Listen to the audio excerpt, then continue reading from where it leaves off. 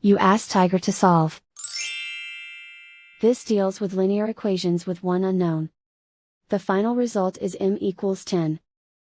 Let's solve it step by step. Simplify the expression.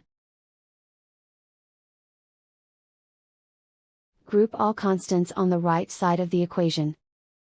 Add 8 to both sides. Group like terms.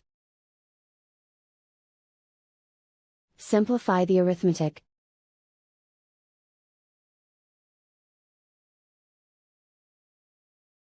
Isolate the m. Divide both sides by 2. Simplify the fraction. Find the greatest common factor of the numerator and denominator. Factor out and cancel the greatest common factor. And so the final result is m equals 10.